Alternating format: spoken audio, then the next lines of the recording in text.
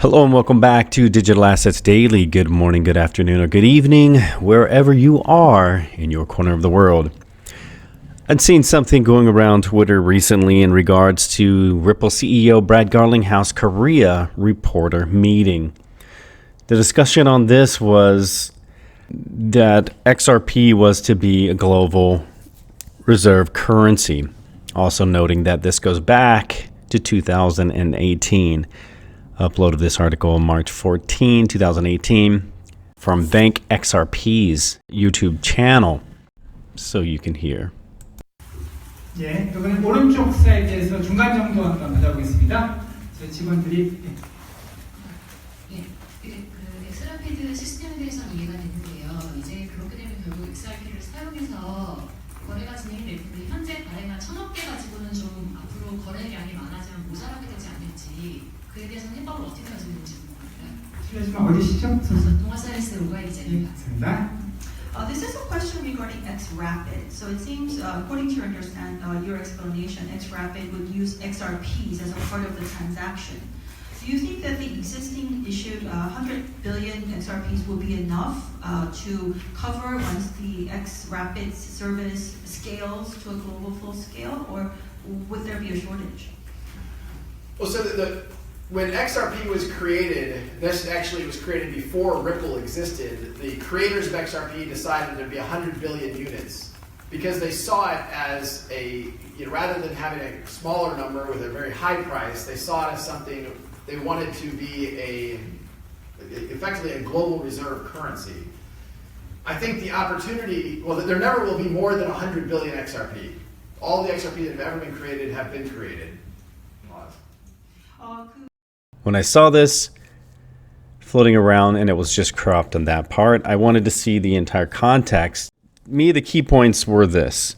He said, as XRP by its creators made before Ripple. He came in with Ripple and took over. He is a very successful CEO. He's very laser-like focused. And again, we keep repeating back to the Peanut Butter Manifesto. When you understand Brad, he is a very successful person for a reason. He sees the big picture, and that's what he's focused on, achieving great things. And from my perspective, he had bigger hopes, bigger dreams, and bigger plans for XRP. But for me personally, the things I found more exciting than that comment was that he stated, as we've shared before, Western Union as a Ripple partner. Again, it is designed for enterprise and wholesale, and we will continue to get into that throughout the rest of this video. So when I saw this being the global reserve currency, we've heard that stated many times the past few years, and even Brad Garlinghouse states it to be the new world currency, the new world order. I think once he came in, it had bigger plans. But I believe he saw bigger opportunity, and that's what we're going to get into as we discuss. All right, let's pull up the next article. Ripple's digital currency XRP. The digital currency XRP acts as a bridge currency to other currencies. It does not discriminate between one fiat currency and another, and thus makes it easy for any currency to be exchanged for another. Each currency on the ecosystem has its own gateway, e.g. CAD Bluzelle and BTC Bitstamp and USD SnapSwap. If David wanted Bitcoins as payment for the services rendered to Lawrence, Lawrence does not necessarily have to have Bitcoins. He can send the payment to his gateway in Canadian dollars, CAD, and David can receive Bitcoins from his gateway. One gateway is not needed to initiate a complete transaction. Multiple gateways can be used, forming a chain of trust ripping across the users. Holding balances in a gateway or with a gateway exposes the user to counterparty risk, which is also a risk that is apparent in the traditional banking system. If the gateway does not honor its IOU or liability, the user could lose the value of his money held at that gateway. Users that don't trust a gateway can therefore transact with a trusted gateway that in turn deals with the untrusted gateway. This way, the IOU will be trusted with a or credit-worthy certified gateway. Counterparty risk does not apply to Bitcoins and most other altcoins, since a user's Bitcoin is not another user's IOU or liability. For me, the most critical part is the digital currency XRP acts as a bridge currency to other currencies. Now, when we come into Stellar Overhaul announces a new XLM logo to work as a currency and revamps stellar.org. The new logo should work as a currency symbol. This final requirement evolved as we worked with Kerpa. On its own, our logo will represent stellar lumens, so it should be able to stand in for the coin. But also in the future, when Stellar is a global monetary standard, the logo will need to work in line so you can type it in a sentence like you do with the USD, the Euro, the Pound, and the Yuan. The Unicode symbol for stellar lumens might not yet exist, but it will one day, so the logo should come prepared. And it says here again, since Stellar is a universal system for digital money, we could have allowed people to pay these costs in dollars, pesos, yuan, or anything else, but we felt none of these were appropriate. First, since we didn't want the network to prefer any particular national currency, if Stellar used dollars, say, then network prices would stay fixed for Americans but float for everyone else. And even more, we wanted to create a digital-first asset that embraces the openness of the internet and is independent of economical and political factors. And then as we scroll down to what's in a logo, we have the logo doubles as a crossed S and is meant to resemble the dollar sign. Then we have here Stellar Payment Network. Stellar is an open source decentralized protocol for digital currency to fiat money transfers, which allows cross-border transactions between any pair of currencies. The Stellar protocol is supported by a 501c3 nonprofit, the Stellar Development Foundation. That was another difference between Ripple and Stellar, is that Ripple is for-profit and Stellar is non-profit. So next here, the new logo is here.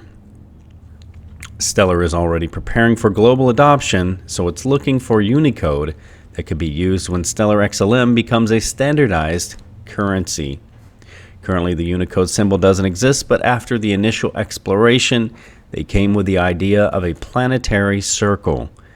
After playing around with the initial variants, a new Stellar logo appeared. As you can see, it resembles the letter S in the planet Saturn, and it will be a perfect fit for a currency symbol. And down below, they show an example of the different currencies. The contrast of Stellar and Stronghold. Stronghold is the USD-backed currency that is also built on the Stellar platform.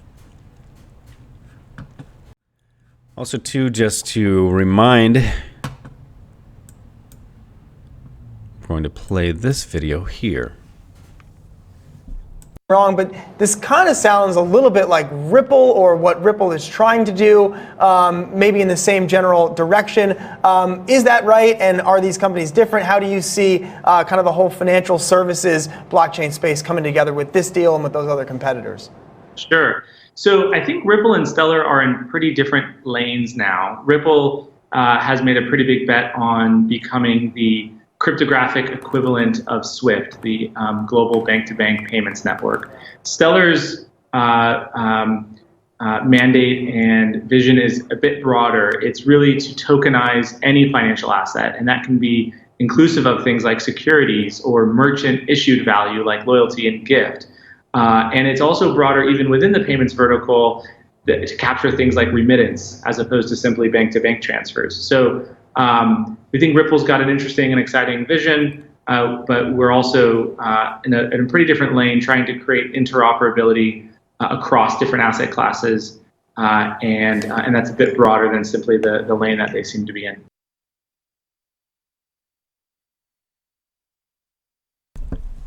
All right, so there you've had it. Again, stating, as we often do, Stellar and Ripple are not competition, and they are in different lanes. Another thing I want to go here, right onto Ripple.com. XRP is a digital asset built for global payments. Just want to scroll down a little bit through here. How is XRP used? Faster, less costly, and more scalable than any other digital asset. XRP and XRP Ledger are used to power innovative technology across the payment space. RippleNet customers can use XRP for sourcing liquidity and cross-border transactions instead of pre-funding, ensuring instant settlement, lower exchange fees, and more efficient use of working capital. The same technology is also leveraged in use cases for micropayments, e-commerce, exchanges, and peer-to-peer services. XRP and XRP Ledger are open source technology that anyone can build on. I'm going to scroll down a little more. You see the speed. XRP in 3 seconds, Ethereum in 2 minutes plus, Bitcoin in 1+ hours, where traditional services were 3 to 5 days. Here we have stable. XRP's 7-year track record of stable technology and governance makes it ready for institutional and enterprise use. Here on the on-demand liquidity, avoid pre-funding with instant settlement. International payments, especially in emerging markets, require business to hold pre-funded accounts and destination currencies. It's a costly endeavor that ties up resources. RippleNet provides an alternative, while any financial institution on the network enjoys reliable, instant, and lower-cost transactions. Those who use the digital asset XRP to source liquidity can do so in seconds, freeing up capital and guaranteeing the most competitive rates available today. Again, financial institutions. Here, what is the XRP Ledger? The XRP Ledger is a decentralized cryptographic ledger powered by a network of peer-to-peer servers. It is a home of XRP, a digital asset that's designed to bridge the many different currencies in use worldwide. Again, it's to bridge currencies. And Ripple. Ripple is a real-time gross settlement system, currency exchange, and remittance network created by Ripple Labs, Inc., a US-based technology company released in 2012. Ripple is built upon the distributed open source protocol and supports tokens representing fiat currency, cryptocurrency, commodities, or other units of value such as frequent flyer miles or mobile minutes. Ripple purports to enable secure, instantly, and nearly free global financial transactions of any size with no chargebacks. The ledger employs the decentralized native cryptocurrency known as XRP, which as of September 2018 was the second largest coin by market capitalization. 2013, the company reported interest from banks for using its payment system. Ripple's current messaging technology, while avoiding the XRP cryptocurrency due to its volatility problems, representatives of the Society for Worldwide Interbank Financial Telecommunication, SWIFT, whose market dominance is being challenged by Ripple, have argued that the scalability issues of Ripple and other blockchain solutions remain unsolved, confining them to bilateral and intra-bank applications. Again, here the thing I wanted to highlight in that discussion was SWIFT, whose market dominance is being challenged by Ripple, and as we've shown in the video by the CEO of Chain, that Ripple is set out to become the digital equivalent of SWIFT.